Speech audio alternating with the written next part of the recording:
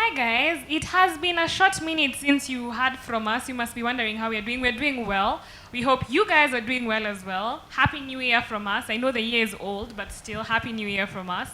Today, we are sitting here with some of the guys that make the things that you see happen.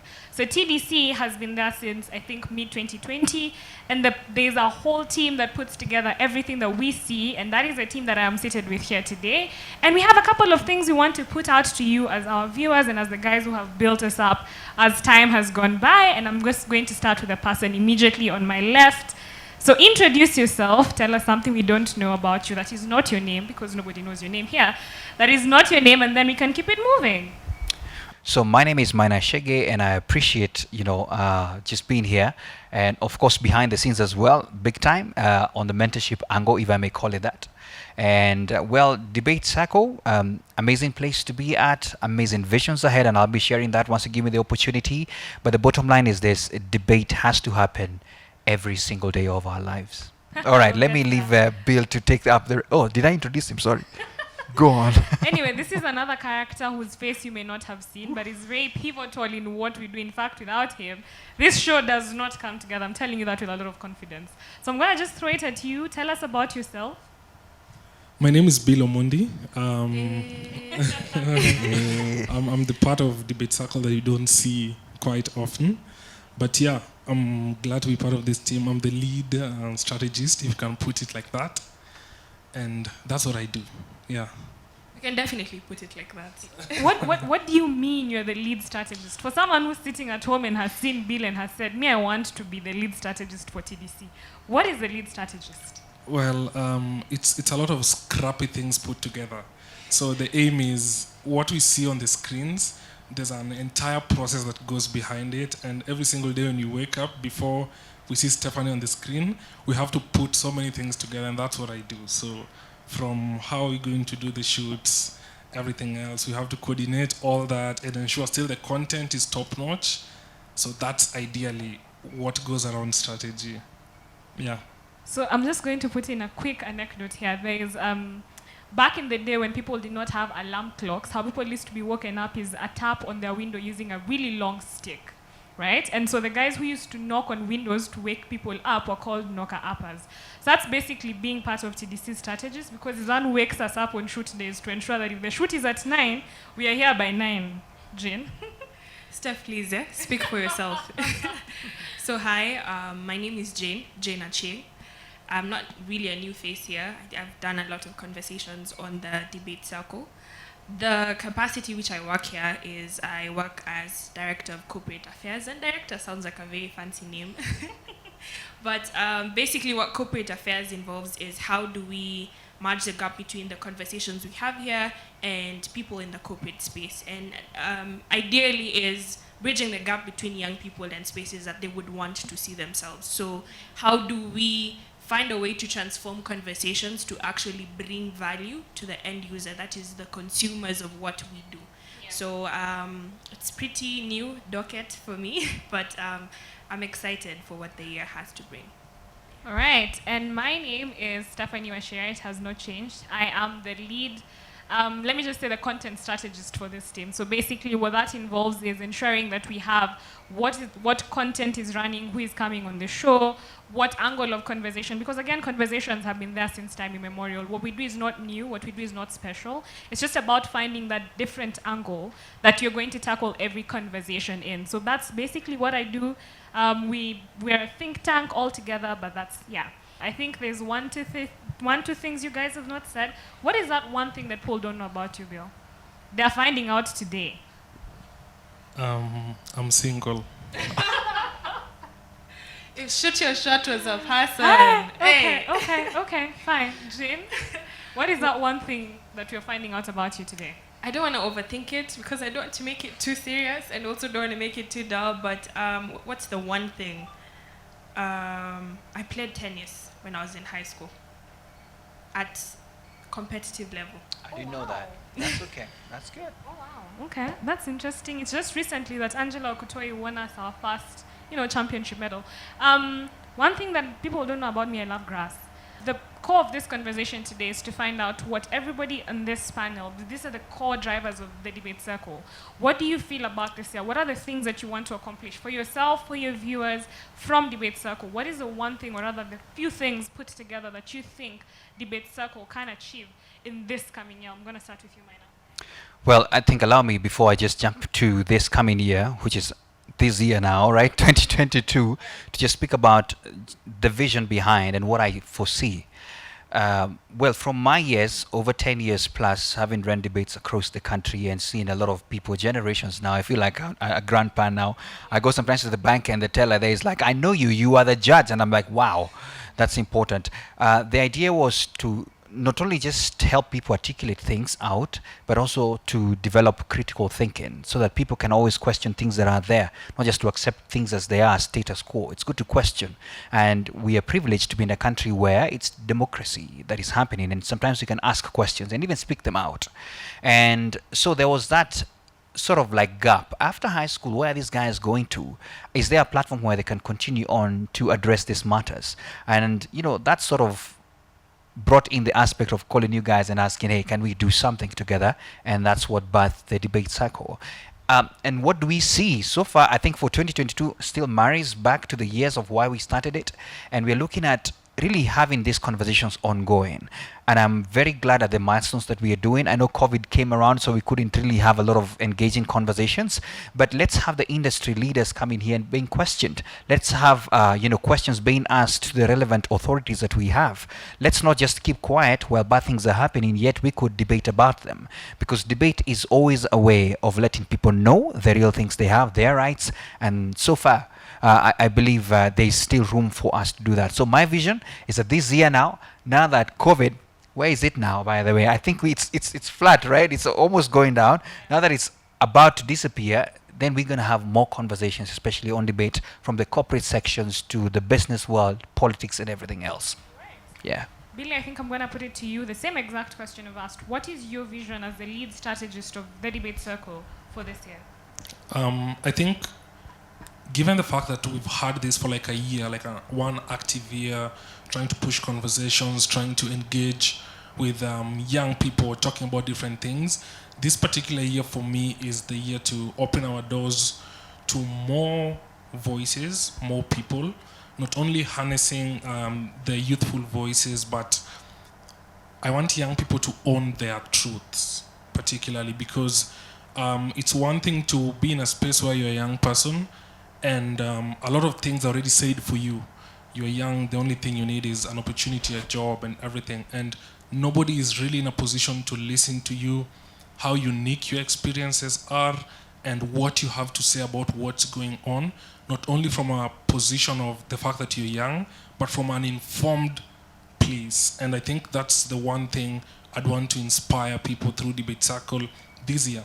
The conversations you're going to have in whatever capacity is an opportunity for young people to come out, to speak their truths and stand by them. I think that is the creation of identity that Debate Circle needs to bring to young people. So as we walk, we know what you're talking about and we identify ourselves as that. So whether we are fighting for spaces to sit down and talk and be identified, we are not coming as a demographic of you are young, so here's your seat as a young person. It is you're coming based on your experience, based on what you know, based on what you have talked about and the identity that we've created. So I think for us, this particular year, in the capacities we're going to operate as Debate Circle, I want us to create an identity for young people in terms of their voices, what they know, what they do, and what they're speaking about. Once we have that, I think it's going to be a whole brand new idea. When people see young people, it's no longer just as pertaining their age, they are under this. It is these people know what they're talking about, and they've created an identity for themselves. And if Debate Circle can help do that, I'll be glad. All right, really nice. Redefining the identity of the young people. Jane, yourself? Before Jane speaks, did you hear Bill talking about he wants to see young people? He sounded like he's 50 years old, right? Anyway, just go ahead. No. He could be. We don't know that for a fact. Bill acts like an old soul, but we understand him. The Debate Circle 2022. I think one of the key things for me is how to shift the conversation culture. We have a very entertainment-based conversation culture where we want to have conversations on surface level. Every time you want to scratch deep, then there's a problem.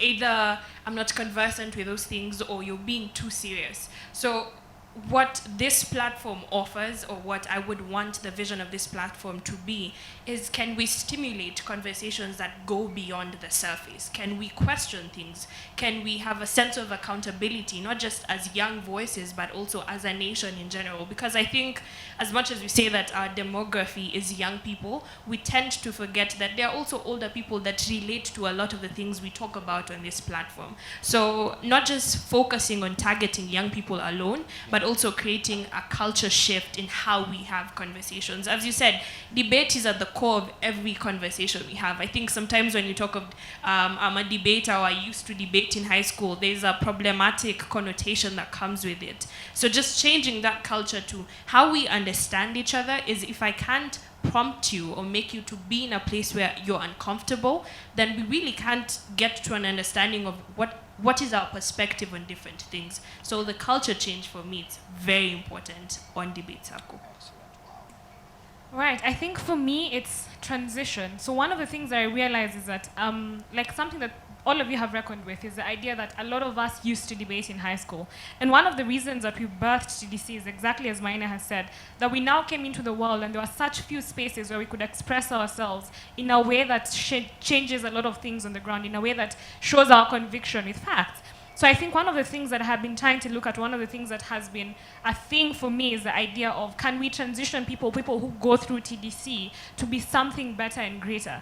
I'd want a TDC that outlives Jane, Bill, and Steph and mine. I'd want a TDC that has ways of transitioning people. You come through these doors of TDC, you go through all these debates, you go through all these conversations, you get versed in research, etc., etc. You have spaces you can fit into. I'd really dislike, and I think one of the things we can all associate ourselves with is Great Debaters Contest. The fact that all of us did go through that. And we came out here as really, really good debaters, and then we had nothing to do with our debating skills. Yes, we'd want to apply them in conversation, but just like Jane has said, the demographic of the youth today is slowly embracing positive conversations as regards change, but we are still not there yet. So you feel like a miscreant in a world that is not accepting of you. So I think what I wanted was to be in a space where we can find ways to connect with other youth organizations and young spaces in the UN, in so many other big spaces where young people can express themselves after going through what we do here at the Debate Circle. So that is my vision for me in this particular year.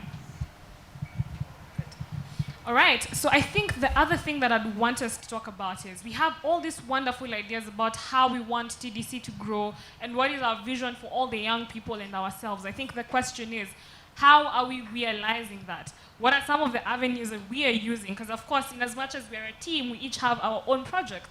So I think very quickly we're just going to discuss the projects that each of us is working on. And then of course now make a call to the guys who are watching. If you feel like you'd want to be a part of some of these projects, you could most definitely let us know. I'm gonna start with you, Maina. I know your project is us, but it's okay. We're going to find out about what you want here. So let us know, what are some of the ways that you feel we can achieve what you think is idyllic for TDC in this year? That could actually be a quick answer, but let me try and be as deep. Anyway, what would I want you guys to do is to keep conversing. Because as I said again in that statement, that bad things happen because good people choose to keep quiet or go silent. And there are so many things that are happening in the society today, and the worst part that we can do is to just go quiet. And they're not necessarily bad as it may be put, but there could be a precedence. When things are not tackled as they're trying to grow, then they become something else. That's how we have seen dictatorial governments come into place. That's how we have seen, for example, and I think we've seen some tendencies, by the way, in our parliament, where some of the members of parliament end up just voting things because their king leader said do so, without really questioning why are the people doing so. And so it goes down to the level, because we want to build this as a culture. When you are bringing a leader to parliament, for example, this person came to you looking for votes. Why don't you have sessions where they can have a baraza with you there and ask them particular questions, let them agree to certain things, so they're not just becoming sycophants of their party leader or something of that sort. And so we need to bringing this whole conversation ongoing from the MCA level. Let them sit down, let them tell you the agenda they have. You tell them as well, have those sessions as well, so that when they're going out there, they know that they're representing people. They're not representing the party leader or something of that sort. I think I chose to use the example of the politics because that's what is really common, and we're about to face it in August, and I'm seeing a lot of things happening that really you would question. So what do I want to see? Anyone who has passed through debates, or anybody who has ever seen this face, and you're in whatever county, anywhere else, or you probably have never been in the debate circles where I'm in, this is still open. As Stephanie has said, you can really come through. We want you to be a representative of the voices of the people wherever you are. Question things. You don't have to throw stones like anybody else. You can question. There's great power in the tongue. As I say, somebody said that before Mugabe died, he was still debating. That's one skill that will go on with you. If you're running, at some particular age, you retire, eh? But speaking, you can speak to your death. Anyway, so you have a gift, you have what it takes, but just be bold and step out. Right, a rallying call for all debaters to stand for what they know is true. Billy?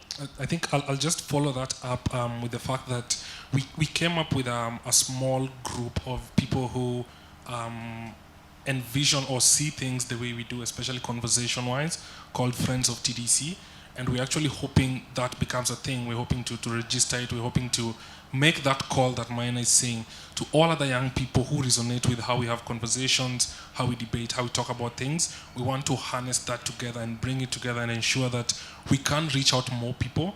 We can do lots of other things together, not only on this platform per se, because again, we can't have everyone here, but what else can we run to ensure these ideologies, these conversations, this art of speaking articulation continues out there to impact more. So yeah, that's one of the projects we're hoping to run with this year, bring more people in. But I think aside from that, the particulars of what we are hoping to do, last year we did a lot of monologues, and we hope that this year we're going to invite even better people out there who are interesting to listen to and that can put their voices on some of these issues. Yeah, so we will have something to that extent. I think I'm really passionate to push it towards that direction. Every other time you listen to people and you're like, I want this person to come and sit down and talk, just one-on-one. What can they tell Kenyans? What can we get of this? There's a lot of people with different experiences, some we don't even know about, who can help change the course of what we want to go to. And particularly, I think in that essence of having monologues and just having young people also come sit and listen, just listening to even what more people have to say. That's one particular angle. Personally, as a personal project, I know TDC, we have a lot to do, but as that, I think I'd also want to bring that in because we also have to accept that the fact that we are young, there are a lot that we still don't know, or there are a couple of things that happen in ways or experiences that we might not have the privilege of having as young people based on the fact that we just came into this world yesterday. But it's always good to also sit and just listen from people who have these experiences, who've gone through all this, and what can that help to shape even the direction we are moving towards as TDC. So that's it for me. All right. That is a project that he has dubbed 100 Monologues. If you feel like you have a sober conversation you'd want to have with us, you can most definitely reach out to us and be part of the 100 Monologues project. Jane, what is your project that you feel like you want to realize your goals through? The project that I have in mind for this year is in the investment space. Ideally, how it started was we wanted to do a series sometime last year on how we can make young people move into an investment space and just basically financial freedom. So took some time planning for it. I pitched it to my colleagues, and we decided that this was bigger than just an episode. So it birthed that how can we now bring a branch of TDC to focus on the investment space. And as time was going on, I realized investment is also pretty wide because we can't be everything to everyone. So you have to identify a niche. What exactly do I want to teach in the investment space? So over time, curating, having different conversations, we settled on fintech in Africa. And the reason why fintech was a very particular area that we wanted to start as a branch of TDC is we are unbundling banking services, Nowadays, you don't even need to have a bank account to have access to credit, to have access to insurance, to have access to retail shopping, and even credit cards, even ATM cards. So aside from even just the markets and the payment schemes, is also how does fintech come in for entrepreneurs? Because one of the key things we usually talk about in TDC is we want to empower the people that come to our space. You know, we don't just want you guys to come here and say, hey, these people sound really nice and bougie and things of that nature. Is how can you exit a 1 hour, a 20-minute conversation from this platform that impacts your life? So tapping into the young entrepreneurial space and technological disruptions like fintech was one of the projects that I said this year I am going full on in. Now, we haven't curated the pages. Hopefully by the end of January that will be up, so we will be sharing it on our official pages when we start the pages and our social media platforms, and also some of the programs and workshops and different things we want to do in the fintech space. So if you have people in the fintech space already, please send them our way. Our DMs are always open. All right. So in my realization of what TDC should be, I think it's one of the things that Billy said, and I'm going to echo it. I felt as if TDC, as time went by in the process of chasing the idea that we can constantly put out content, we banked on a group of people. Yes, they were really smart and they were really, incredible people that we could work with. But then I felt as if it really limited TDC in terms of there's such an untapped, vast young population out there that echoes the things that we talk about. Sometimes you will feel like you're the only one who in a crowd stands out in terms of discussing matters of significance, but you'd be surprised how many other young people will echo with the things that we're saying. And so I think for me, one of the things that I'm really passionate about this year is to open this platform to as many young people as would want to impact the change too. We always had this saying, I think when we had begun, it's the idea of bringing together young voices and like channeling them in a way that creates a greater impact than if one of us was shouting. One footstep cannot create a stampede. So I think one of the things that, two of the projects that I'm working on this year is Unicast. Unicast is basically a way to bring conversations to the university students. The idea of CAST was simply because I felt like for the longest time, the stories in this country have been told in a very singular manner. The stories of the youth, the stories of politics, of investment, of every other thing have been told in a very singular manner that has been very detrimental to the youth demographic. We have been fit in spaces, and we have constantly had to play CAST or second, fiddle to other people. So what I wanted was to bring a fresh new face in CAST, not just to TDC, but to conversations in general, which was the idea that birthed Unicast.